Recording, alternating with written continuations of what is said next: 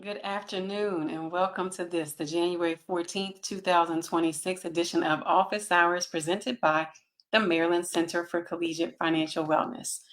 My name is Dr. Tisa Silver Kennedy, and I'm the founder and executive director of the center, and I thank you so much for joining me today.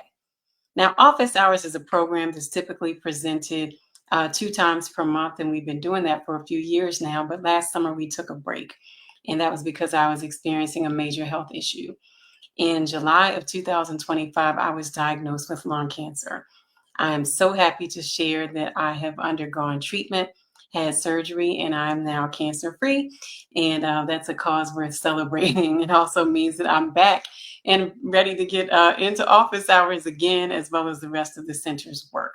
So, if you're new to office hours, welcome. I'm Dr. Tisa. I usually start the program by giving you a bit about the center, about this program, and then we go straight into questions that have been submitted from our community. So, let's go. The Maryland Center for Collegiate Financial Wellness was founded in 2021, and we had an ambitious goal for all college and career school students in the state of Maryland. That is, that they would be able to achieve these 6 pillars of collegiate financial well being. Those are being creditworthy, ready, resilient, empowered, successful, and thriving. And if this sounds like a mission that you would like to know more about, please do visit the center online at mccfw.org and find ways to support. Now, this particular program, like I said, office hours usually happens twice per month, where we take questions that have come in from our contact form or via social media and provide answers. And in the course of providing those answers, though, we have a lot of information to sift through. And it's our goal to give you information that is both accurate and up to date. However, there's been a lot going on in this space. So I have to issue the disclaimer that office hours is presented for informational purposes only. And the information presented during this broadcast does not constitute personal, legal, or financial advice. We do our best to answer your questions, but in times of frequent changes, it's hard to keep up with all of that.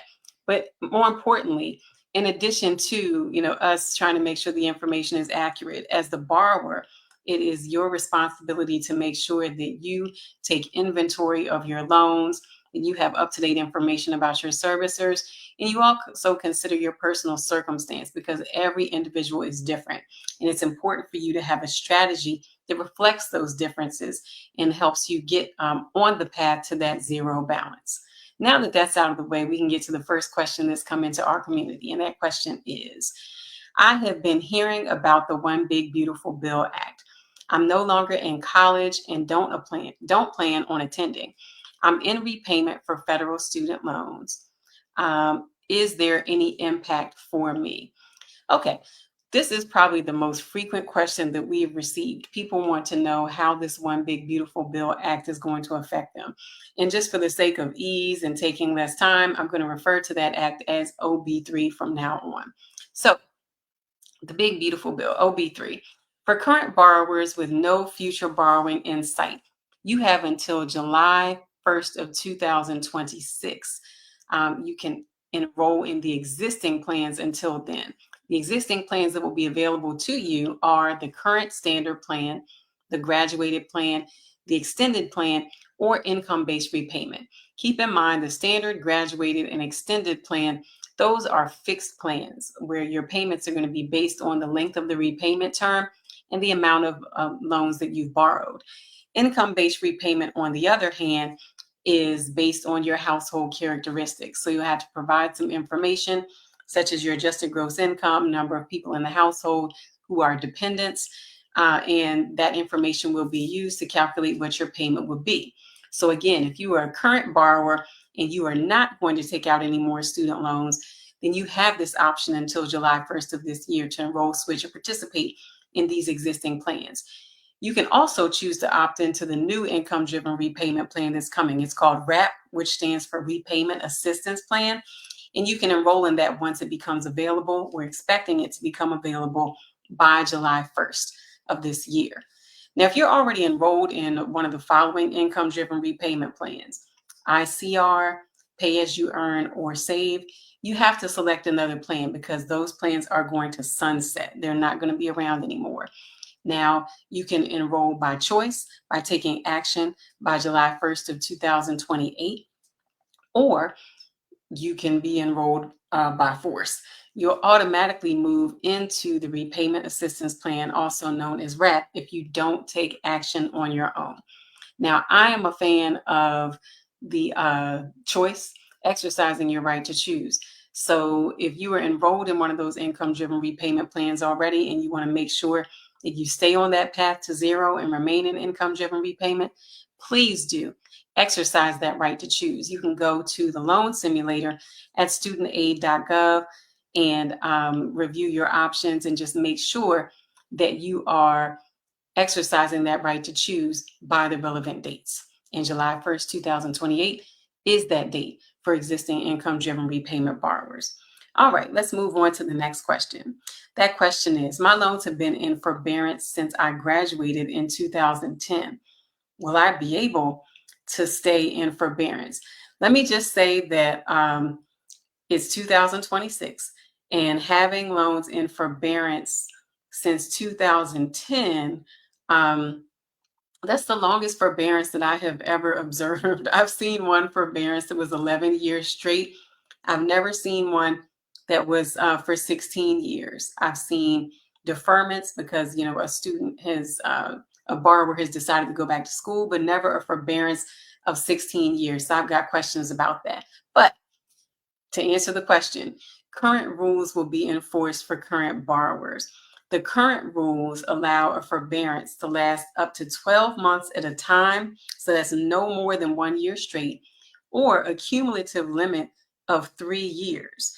So with a cumulative limit of 3 years, and this borrower stating that they've been in forbearance since 2010, that's 16 years, that's not supposed to happen. I've seen it happen before, but that's something that's not supposed to happen. A forbearance is supposed to be no longer than 3 cumulative years over the life of any loan. So for this borrower, I would say you should reach out to your servicer, find out what's going on, why the loans are in forbearance, and if you really want to exit the forbearance and get on the path to repayment, then complete any applications necessary, but get things going. The incentive to get out of forbearance would be to get closer to paying off the debt. Forbearance means a pause in payments that's supposed to be temporary, not 16 years long. And during that time with forbearances, interest grows or is accumulating. So the balance grows. So it's not a good situation to be in a forever forbearance. So contact your servicer if you'd like to get out of that. All right, let's move on to the third question. That is, my student will be entering college in August of 2026. We did plan to use loans, so my student would have skin in the game. Does OB3 affect our repayment plan? We plan on paying the interest while our son is in school and leaving him with the principal balance at graduation.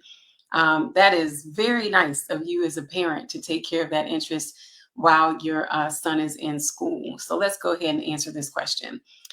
Your son, if he's starting in August of 2026, he's going to be considered a new borrower. So the new rules are going to apply to him. And when it's time for repayment, he will have to choose from the new standard plan, which is a fixed plan that does have some options, but it's still a fixed plan nonetheless, or the income-driven repayment plan, the new one that's coming out called RAP. Again, that's repayment assistance plan, and he'll have to enroll in that.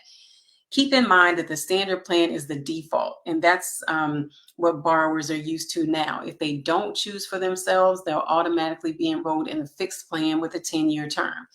So if your son doesn't choose for himself, he's going to be routed to the standard plan. The standard plan has 4 fixed repayment terms of 10, 15, 20, or 25 years, depending on the amount that your son borrows. Also, keep in mind that these are new rules. This is the new repayment kind of scheme that's coming out July 1st of 2026. So I have no idea what this is going to look like. I can only tell you what has been included in OB3 and what we will expect to see as of July 1st of 2026. And once everything has been rolled out and we have an opportunity to observe it, then I can really tell you more about the borrower experience. In the meantime, though, you can continue your plan. There is nothing to stop you from paying the interest on your son's loan while he is in school. That is generous, helpful and should help you and your son pay less money overall as he goes throughout his college experience. I highly recommend, though, that you go to the loan simulator at studentaid.gov after July 1st of 2026. Hopefully, it will be then updated to reflect all of these new repayment options. And if you use the loan simulator, you'll be able to simulate or act like you're borrowing already to see what repayment will look like. And you can use the QR code on the screen to go to studentaid.gov's loan simulator and review the borrowing and repayment options. Great question. Good luck to this parent and their son. All right, let's come back to the next question. That is, I received several grants that cover my entire cost. I heard I will be ineligible for a Pell Grant despite being a low-income student. Is this true? And this student is also asking about OB3. So OB3 states that students who receive grants or scholarships from non-federal sources covering their entire cost of attendance are ineligible to receive a Pell Grant, even if otherwise eligible for the program.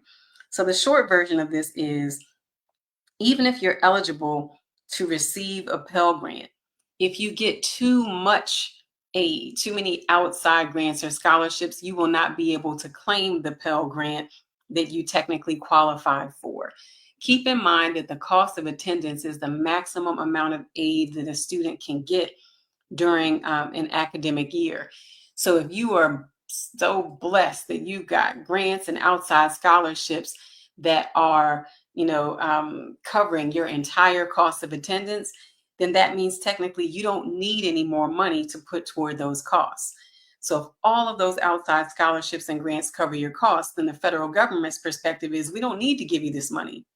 Even though you qualify for it, you got more than enough money to cover your expenses, so we're not going to give you money on top of that. So the answer to the question is you would not be able to receive the Pell Grant if you've received enough outside grants and scholarships to cover your entire cost of attendance. All right, let's take a look at our next question. This one happens to be the last one. It says, I'm a parent and my youngest child will be entering college in August of 2026. I've previously borrowed a Parent Plus loan for another child. I heard there are limits, and I believe that they are less than the total amount I have borrowed. Does this mean I will not be able to use the Plus loan to get my kid through college? This is a complicated question because there are changes coming to student loan programs overall, and parents are going to be affected as well. For parents, things are more complex because a parent can have more than one child, and they're allowed to borrow for each of those children. So let's take a look at OB3 and how it affects Parent Plus loan borrowers. So OB3 does place limits on borrowing for students as well as Parent Plus loan borrowers. For parents, all parents may borrow $20,000 per year per dependent student.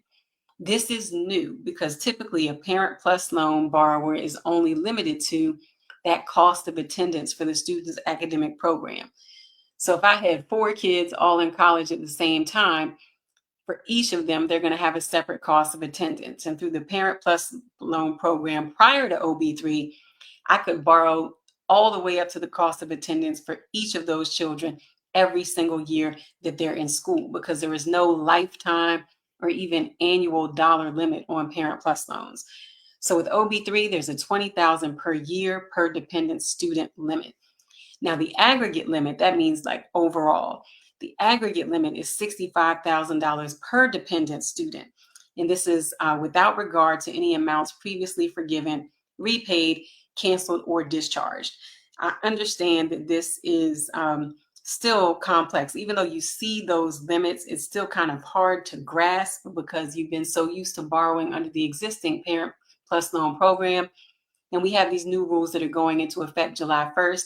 No one's had a chance to experience them or observe them. So our advice is to make sure that you reach out directly to the financial aid offices at each of the schools that your student is considering attending or has at least applied to, so that way you can speak to them about all of the options and what that process looks like for parents. We totally understand the questions, because there's a lot of newness. Some things are going to fade out, some new things are going to come about, and then there's going to be some overlap. But your school is always the best source of information when it comes to the process of accessing financial aid, including borrowing student loans as a parent. So thank you so much for that question, and my best wishes to you. All right. That was actually our last question, because this is going to be a shorter edition of Office Hours if we don't have any more questions come in during the live broadcast. So before we wrap things up, I just want to make sure that I share with you a very important resource from the state of Maryland, and that is the Office of the Student Loan Ombudsman. Maryland is a state that has a student loan ombudsman housed within the state's Department of Labor. The Student Loan Ombudsman, you can think of that office as an advocate for you. If you're having an issue with your loan servicer, the first thing you want to do is reach out to them directly so that you can get some resolution, or work your way toward resolution. But sometimes you might not be able to get through to them. Sometimes you do get through, and you might get information that's not necessarily useful or helpful. And sometimes you can reach out to them over and over and over again. It just feels like nothing is happening. Resolution is not coming. If you have been consistently reaching out to your servicer and unable to get a resolution, or unable to get the information that you've requested, and you are a resident of Maryland, please do reach out to the Office of the Student Loan Ombudsman. They can help you with several issues that you might experience with your servicer, including failure by the servicer to communicate with you, errors in crediting your payments, misapplied payments, inaccurate interest rate calculations, billing errors, errors with your loan consolidation or modification, or inappropriate collection activity or tactics. The bottom line here is you need to reach out to your servicer to try to find resolution. And if that doesn't happen, you have an additional resource, and that is the Student Loan Ombudsman, and their help is available to residents of the state of Maryland. You can visit them online through Maryland's Department of Labor. All right, that does it for our questions today. I'm going to take a look at the comments really quickly. I don't see that I have any, so I'm going to go ahead and wrap up this edition of Office Hours for January 14th of 2026. I want to thank you for those of you that are watching live. Thank you so much for joining me. It has been a while, since I think June of 2025, since our last edition of Office Hours. So it is good to be back and good to have an audience. So thank you so much for joining us. As always, I hope that you will keep up with the Maryland Center for Collegiate Financial Wellness. Our website is mccfw.org. We are on social media as at the MCCFW. If you have a question, please do make sure that you submit it through our contact form, which is mccfw.org/contact. Or if you're comfortable, you can reach out to us through our social media channels. Again, we are at the MCCFW on Instagram, Facebook, X, even though we're not that active on X, as well as YouTube. So please do reach out with your questions, and we will make sure to give you the best answers possible. In the meantime, again, thank you so much for joining us. And until next time, be well. Bye-bye.